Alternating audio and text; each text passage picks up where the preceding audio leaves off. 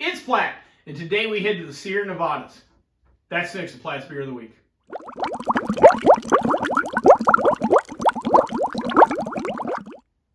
So the particular beer we have today is Golden Trout. Comes to us from the fine folks at Mammoth Brewing Company. A little background on Mammoth.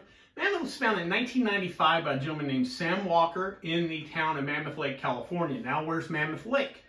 Basically, if you drew a straight line from Las Vegas to Reno, a little past halfway, you'll be off to your west. It's a little south of Yosemite National Park, so that's probably the closest major landmark to the area.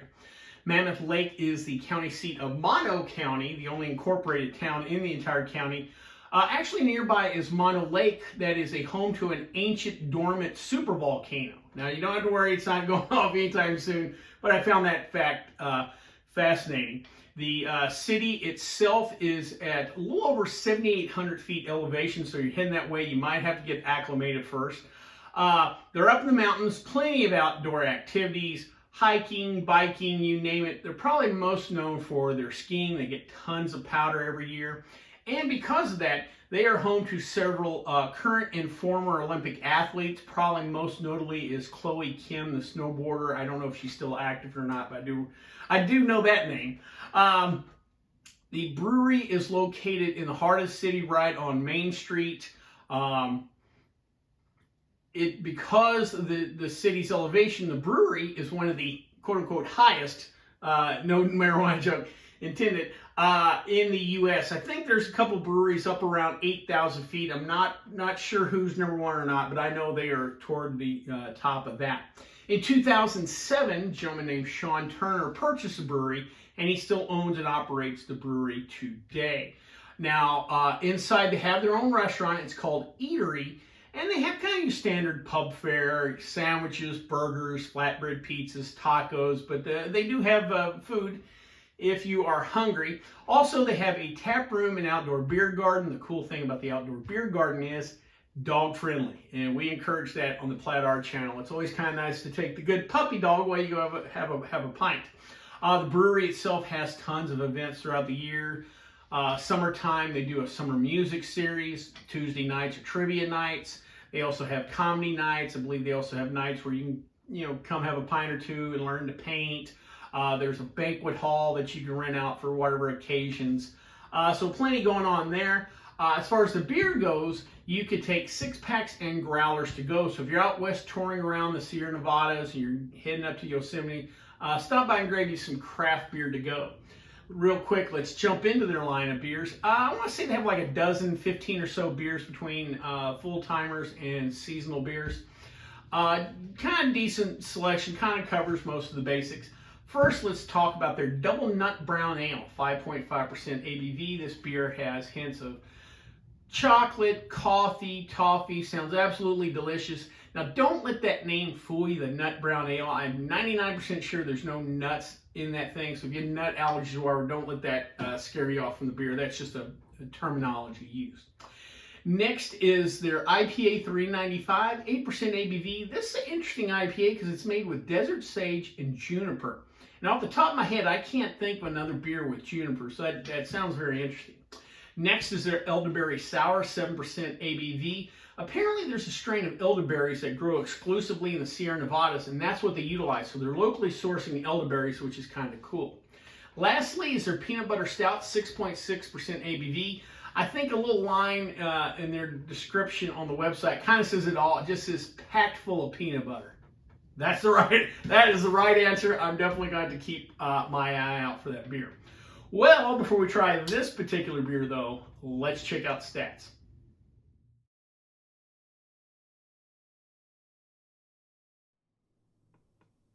All right, let's go ahead and jump into this beer. Cracker open.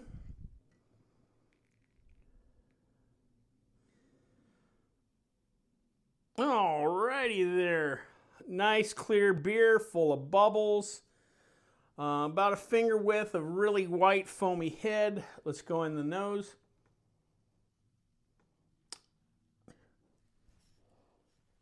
All right, I get a little bit malty note up front. Slight bit of know, grassiness or whatever. We earlier, like a couple weeks back, tried a Kolsch, and at that Kolsch, I don't remember getting a lot of any kind of hop or whatever. This has just a hint of that grassiness. I'm going to presume that's from the hops. And like I said, just a little bit of malt, not a ton, but there is a little something on the nose. While we let this open up, time for questions for Platt. If you have a question you'd like me to answer in a video, please send it to plattsboozblog@gmail.com. In the subject line, put questions for Platt. Today's question comes from Chris, and he asked, can I use pasteurized juice for home winemaking? I get a ton of questions about, what kind of juice can I use? And the thing I tell people to avoid is preservatives. But pasteurized juice is actually a good thing because they have pretty much in that process killed any microorganisms that might be in there, and more importantly, might compete with our yeast when we add yeast in there. So actually, you do want to use pasteurized juice. That's a good thing. It's a preservative you want to avoid. Chris, I hope that helped you out there. All right, let's go ahead and jump into this beer.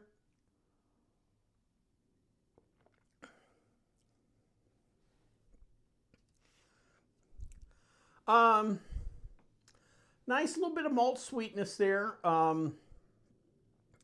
This has a lighter body. This is the Kolsch style is one of those beers that you can kind of get your Miller Lite, Coors Light friend, Bud Light friends or whatever to try if you're trying to give them a craft beer.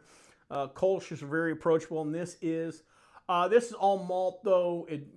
You don't get the adjunct, that kind of corn sweetness in here. So it is unique in that sense.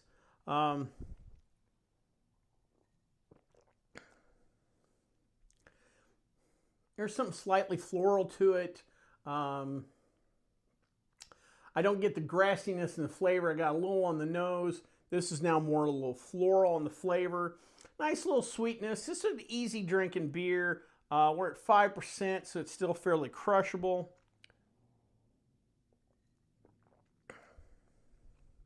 Yeah, I like that little punch of sweetness toward the front. This is a nice, real easy drinking beer. I can imagine being perfect. You're there in the summertime and hiking and stuff like that. This beer is thirst quenching. I noticed that. Yeah, this is just a nice kind of crushable, beautiful mountain air, summertime kind of thing. Like I said, I can imagine being there, beer garden with my dog. If you're going out hiking or whatever. No, very drinkable beer. Like I said, compared to the last Kolsch we tasted, a little bit more hops, a little floral. There's, a little more flavor there. Well, I hope you liked this video. If you did, please subscribe down below. Also, please like the video because it lets YouTube know we're putting out good content. If you have any questions, comments, concerns, or beers that you'd like me to try, please put them in the comment section, or you can always contact me on the Twitter page. Until next time. Bottoms up.